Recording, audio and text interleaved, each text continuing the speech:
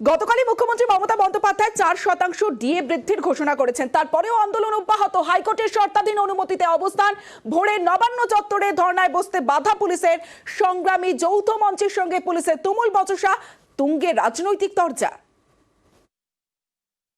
Another installment of 4% DA from 1st January 24 to around 14 lakhs. বৃহস্পতিবার রাজ্য সরকারি কর্মীদের 4% ডিএ বৃদ্ধির ঘোষণা।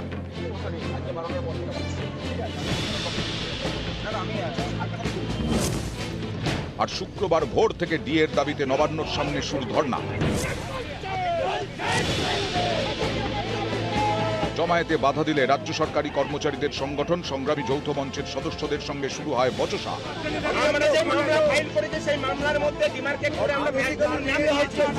পুলিশের ব্যারিকেডের সামনেই ধর্নায় বসে সংগ্রামী যৌথ মঞ্চ।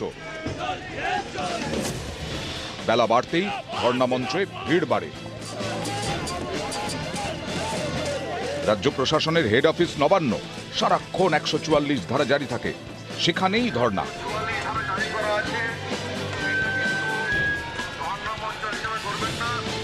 নিরাপত্তা খতিয়ে দেখতে স্নিফার ডগ নিয়ে চলে তল্লাশি। জমায়েত সরাতে মাইকিং শুরু করে পুলিশ। 144 ধারা আছে, তারপরেও আদালত অনুমতি দিয়েছে।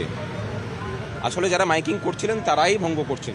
আদালত যা বলেছে অক্ষর অক্ষরে শিরোধার্য। শব্দ দূষণ 90 ডেসিবেল পর্যন্ত সময়, মানে সীমা। খালি গলায় তো 90 ডেসিবেল হয় না। নবান্ন বাসস্ট্যান্ডে ডিএ আন্দোলনকারীদের শর্ত সাপেক্ষে সভা করার অনুমতি দেয় কলকাতা হাইকোর্ট। বৃহস্পতিবার বিচারপতি রাজাশেখর মান্থা শুক্রবার থেকে 3 দিন ধর্নার অনুমতি দেন। সিঙ্গল বেঞ্চের রায়কে চ্যালেঞ্জ জানিয়ে ডিভিশন বেঞ্চে যায় রাজ্য সরকার। শুক্রবার প্রধান বিচারপতির ডিভিশন বেঞ্চ জানায়, নবান্ন বাসস্ট্যান্ডে ধর্নায় বসতে পারবে সংগ্রামী যৌথ মঞ্চ। শনিবার বিকেল পর্যন্ত ধর্না চলবে, অর্থাৎ 2 দিন ধর্না দিতে পারবে সংগ্রামী যৌথ মঞ্চ। সিঙ্গল বেঞ্চে 3 দিনের ধর্নার অনুমতি দিয়েছিল। রাজ্যের আবেদন ছিল নবান্ন থেকে সরানো, সেটা আলটিমেটলি পারেনি। শুধু চিফ জাস্টিস যেটা ক্রিসমাস আসছে বলে, ক্রিসমাস ভ্যাকেশন পড়ছে বলে টাইমটা একটু শর্টেন করেছেন, সেটা আমরা মেনেও নিয়েছি। বিকেল 4টে পর্যন্ত কালকে, যেটা রোববার পর্যন্ত ছিল। আর বাকি সিঙ্গেল বেঞ্চে যা অর্ডার ছিল তাই বহাল থাকবে।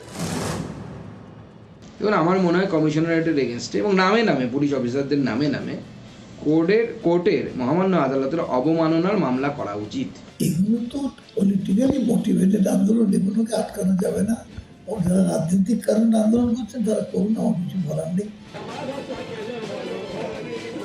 নিউজ 18 বাংলা।